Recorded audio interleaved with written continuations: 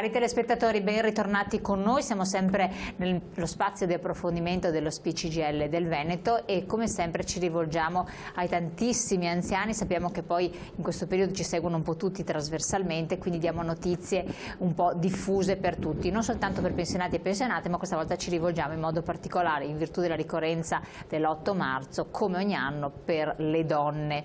Ma non solo, dedicheremo spazio anche ad altre informazioni importanti. Qui con noi in studio Rosanna Bettella, ben ritornata, segretaria dello SPI-CGIL Veneto e responsabile coordinamento donne. Isabella Albano, ben arrivata anche a lei, segretaria SPI-CGIL Metropolitano di Venezia, quindi l'ente di ingrandimento nel territorio veneziano, e responsabile coordinamento delle donne. Allora, prima di incominciare, Rosanna Bettella, questo coordinamento donne che cos'è? Allora, il coordinamento cogliamo donne, l'occasione per raccontarlo. Sì, il coordinamento donne è un organismo statutario dello SPI-CGIL e naturalmente fa riferimento a tutte le compagne che sono dentro agli organismi direttivi della nostra organizzazione ai vari livelli e si occupa specificatamente delle tematiche di genere. Per noi è un organismo molto importante, di fatto all'interno della CGIL, dell'organismo della CGIL, siamo la categoria che ha mantenuto negli anni la funzione di questo organismo. Forse dipende dal fatto che, essendo donne pensionate, siamo di quella generazione che hanno fatto le battaglie negli anni 70 per l'emancipazione delle donne, no? Per il riconoscimento nella società del ruolo della donna e per tanti servizi molto importanti che non sono solo per le donne ma sono per tutti. E quindi avere questa memoria e cercare di difendere comunque quei diritti conquistati con tante lotte ha permesso di mantenere la funzione di questo organismo.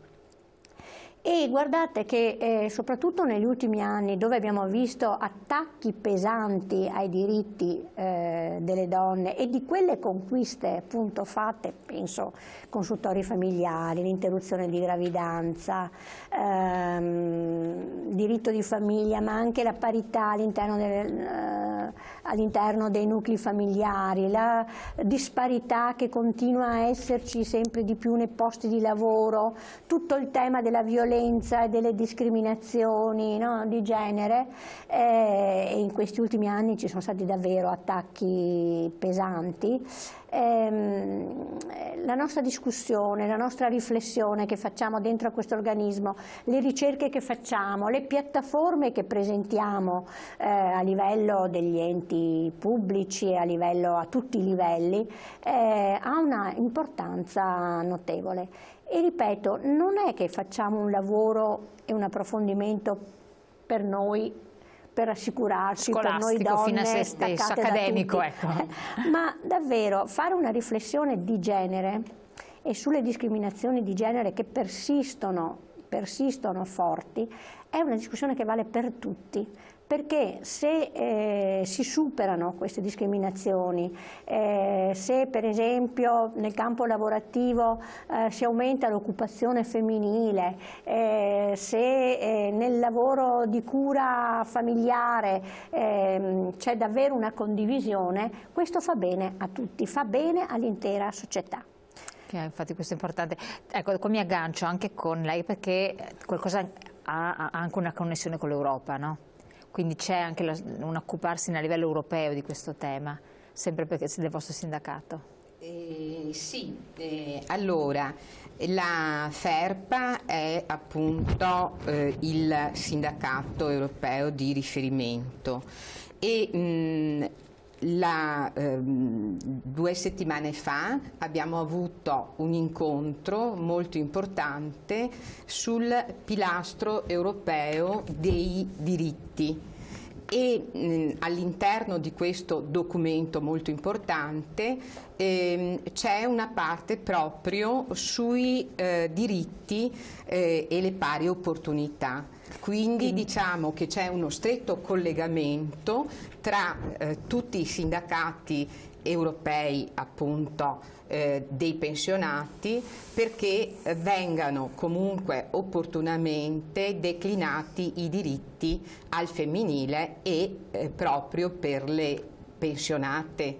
Certo. Ecco, c'è un documento che poi magari può leggere anche Rosanna, e in quel contesto noi abbiamo visto come chi fa parte della nostra generazione, quindi chi ha comunque vissuto il 68 in particolar modo, ha visto affacciarsi prepotentemente sulla scena sociale la soggettività femminile, e quindi gli attacchi di cui parlava proprio Rosanna prima, noi li sentiamo attacchi a quel patrimonio di conquiste che appunto abbiamo contribuito ad ottenere. Quindi siete anche più accanite, diciamo, perché sapete il valore che hanno, ecco, in questo senso. Certo, perché mentre magari uno che è nato in un periodo diverso, non ha dovuto lottare, eccetera, e non riesce neanche a comprendere la valenza, un po' come tutti i diritti, insomma, di carattere sindacale. Sì. Certo. Domandona tutte e due. Secondo voi, situazione di pari opportunità si espleta maggiormente in modo più efficace da noi in Italia o in altri paesi europei? In altri paesi europei, senz'altro. Sì. Noi come Italia, come paese, insomma, siamo agli ultimi posti in Europa, in termini di occupazione femminile, dicevo, in termini di appunto condivisione anche del lavoro di cura all'interno delle famiglie, quindi sia nella società e sia fra le mura domestiche. Soprattutto il problema tra le mura domestiche. Sì.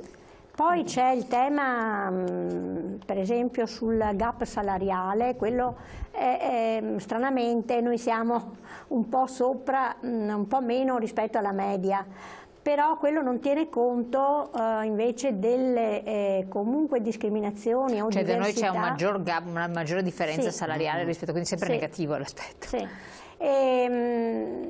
Noi abbiamo, come dire, proprio queste divisioni, queste disparità fin dalle scelte anche, per esempio, del percorso scolastico, dopo la terza media, no? Dopo la scuola dell'obbligo.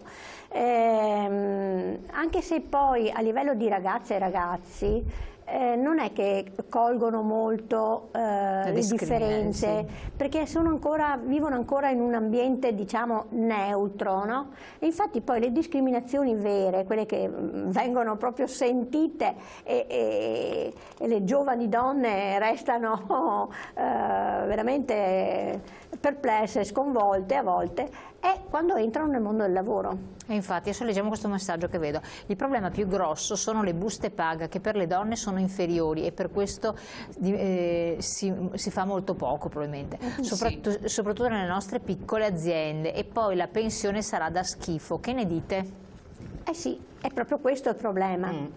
Ma il sindacato può intervenire in qualche modo, perché nelle grandi realtà aziendali c'è il contratto collettivo, ma noi siamo un territorio di piccole. Però allora bisogna fare una precisazione, questo lo diciamo spesso perché ci può essere confusione. I contratti non fanno differenze di genere. I contratti sono uguali per tutti, uomini e donne, ci mancherebbe, nel senso che questo fa parte di tutte le normative, sia nazionali che europee, non ci piove. Il problema è nelle condizioni di lavoro, nell'organizzazione del lavoro. Se il lavoro di cura, come dicevo, e l'accudimento dei figli ancora nel nostro paese per la maggior parte è appannaggio delle donne, è ovvio che nel posto di lavoro la donna tenderà a non fare straordinari, chiederà il part-time molto spesso perché se no non ce la fa a seguire i figli, non fa percorsi di carriera, no? Con più difficoltà, eccetera. Alla fine, a fine anno, quando si tira la riga sugli stipendi, la donna prende meno.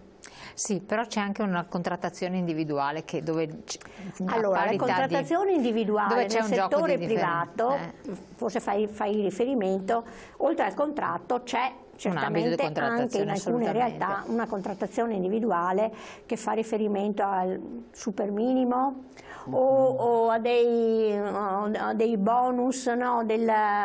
O dei salari specifici per quella persona, ma attenzione, senz'altro le donne sono più discriminate perché il fatto che magari si assentano per le malattie dei figli o per le gravidanze, insomma a certi padroncini o datori di lavoro questo non fa piacere, ma quelle discriminazioni individuali vengono anche fatte anche tra gli stessi uomini, laddove appunto c'è questa condizione lavorativa che è il padrone, no? Che stabilisce a chi dare il super minimo o a chi affidare certe mansioni, e dove praticamente il sindacato non c'è o c'è molto poco, allora subentrano discriminazioni che in primis colpiscono le donne, ma che colpiscono i lavoratori e le lavoratrici tout court. Discriminatamente, prego. Nella zona del veneziano com'è la situazione? Rispondendo sempre un po' al messaggio che chiedeva. La situazione del veneziano in questo momento, per quanto riguarda lo specifico del sindacato dei pensionati e delle pensionate, è una situazione che tradizionalmente vedeva tutte le leghe, perché i metropolitani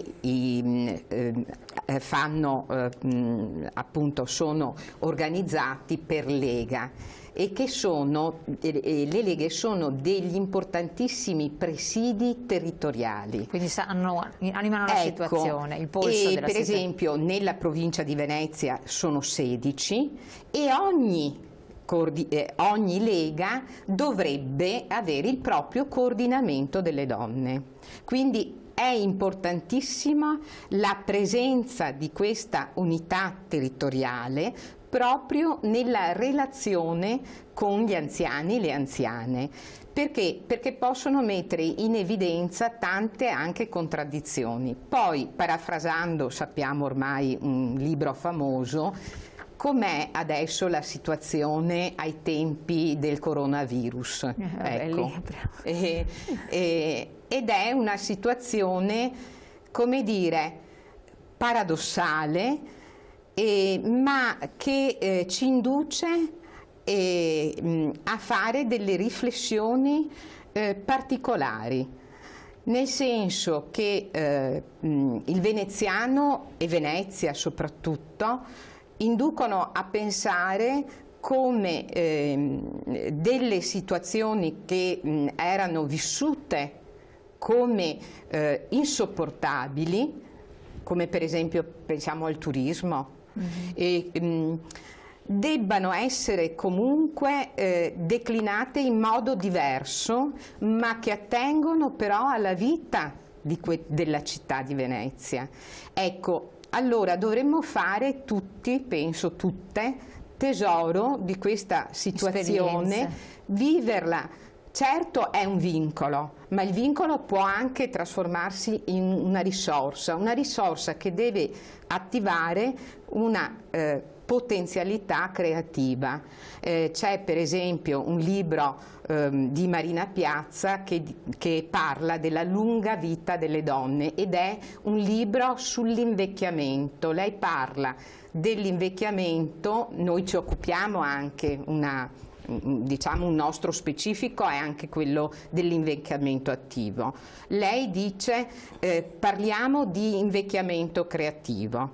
Allora decliniamo questa situazione di emergenza in una situazione creativa per entrare in relazione in modo diverso con il fenomeno, chiamiamolo fenomeno, che certo, poi è diciamo, auspichiamo che tutti invecchiamo, perché certo, altrimenti vuol dire che qualcosa ha bloccato un'evoluzione, cioè, però in un modo costruttivo. Certo, e quindi cerchiamo di fare in modo che appunto gli anziani e le anziane nella fattispecie si sentano far parte di questa comunità, la nostra comunità dello SPI. Non si può dare colpa all'imprenditore che non può permettersi di assumere una donna sapendo che resterà a casa perché in maternità. Ovvio che preferirà l'uomo. Finché lo Stato non aiuterà attivamente l'impresa, in questa sarà un puro calcolo economico, non di genere. In questo sarà un puro calcolo economico di genere. Allora, senz'altro lo Stato deve fare la sua parte, ci mancherebbe, ma come lo fa? C'è la maternità obbligatoria, che non viene pagata dall'imprenditore, no? Non viene pagata dallo Stato, ci sono i congedi che anche qua c'è sempre, è l'INPS che li paga, non è l'imprenditore. Il disagio e il problema dell'imprenditore semmai è quello di dover affidare il lavoro che faceva la donna in maternità a un'altra persona, no? Però guardate che se non ritroviamo in un patto tra sindacato, imprenditori e Stato un modo per affrontare questo grave dramma che ci sta coinvolgendo, che è quello della denatalità, questo paese è destinato a un declino inesorabile. Non se ne tiene conto abbastanza, ripeto, con responsabilità di tutti. Quindi è un fenomeno che va assolutamente affrontato con l'aiuto di tutti. Perché se impediamo a una donna di lavorare perché fa figli, si innesca un meccanismo perverso. Sì, ma il problema invece dobbiamo incentivare, fare di tutto perché le coppie, perché poi non è la donna da sola che deve decidere, no, ma che le coppie decidano di fare dei figli. Però è tutto molto più complicato, tanto è vero, vengono da noi gli extracomunitari, prima ne avevano 10 a 6 bambini, una roba impressionante, poi cominciano ad averne anche loro 2 o 3, si moderano, uno, perché dicono perché non ci sono le misure adeguate a sostegno, perché di questo problema non si sta facendo carico, il carico che dovrebbe avere, e ci sono demografi, sociologi, che stanno lanciando questo grido d'allarme. Certo, ma infatti che non deve essere solo in carico la donna, ma la famiglia, in senso, cioè la famiglia, il coniuge, entrambi, tutto sommato. Tornando alla nostra giornata della donna, vediamo un po' la prima slide, all'alfabeto delle donne, poi torniamo su anche gli altri temi, leggiamo anche i messaggi che arrivano. 8 marzo, giornata internazionale della donna, l'alfabeto delle donne. Cosa vuol dire questa? Vabbè, questo era una manifestazione, è il manifesto praticamente unitario di CGIL e CISL-UIL, che rappresenta, in realtà, era quello che si sarebbe dovuto fare, no? A livello nazionale. Ci sono tutta una serie di nomi, di temi che bisogna declinare per arrivare a una eguaglianza. No, qua si ricorda anche una cosa storica. Mentre invece là vogliamo rappresentare che cosa significa l'8 marzo, no? da dove nasce e da dove è partito. Che allora dico nota storica, giusto per dare un po' di informazione culturale, nasce nel 1909 negli Stati Uniti. Anche qua ci sono tanto, a seconda di dove si va e del gruppo che racconta, c'è una leggenda, si può dire in qualche modo, che fa risalire l'8 marzo a un determinato fatto. Ecco, qua sembra che invece le cose sono molto più semplici. Certamente c'è stato un incendio a New York dove sono morte tante donne, perché molti danno origine all'8 marzo, a quella data, ma non è poi dal punto di vista storico non è stato l'8 marzo.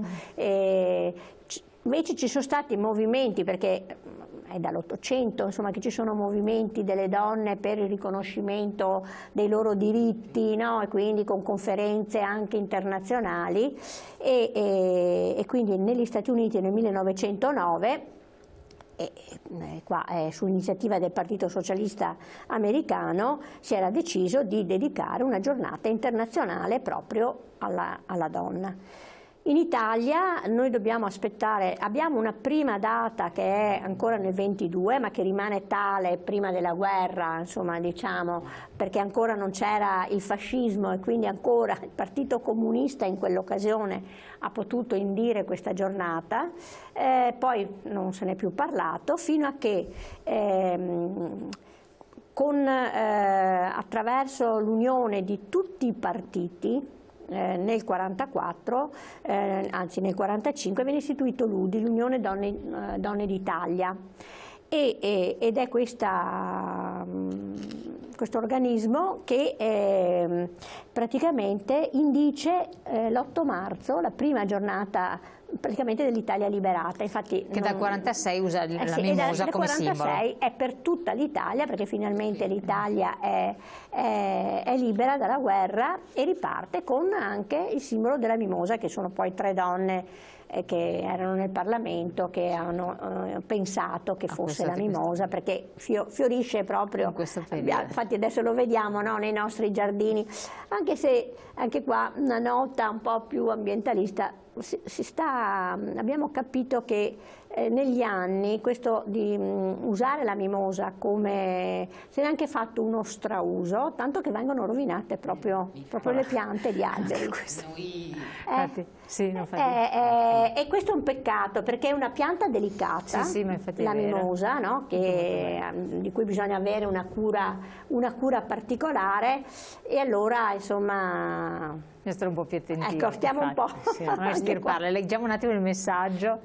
Che poi sono anche, volevo dire che a Venezia noi abbiamo sostituito la mimosa con le primule e ecco, regaliamo il vasetto delle primule.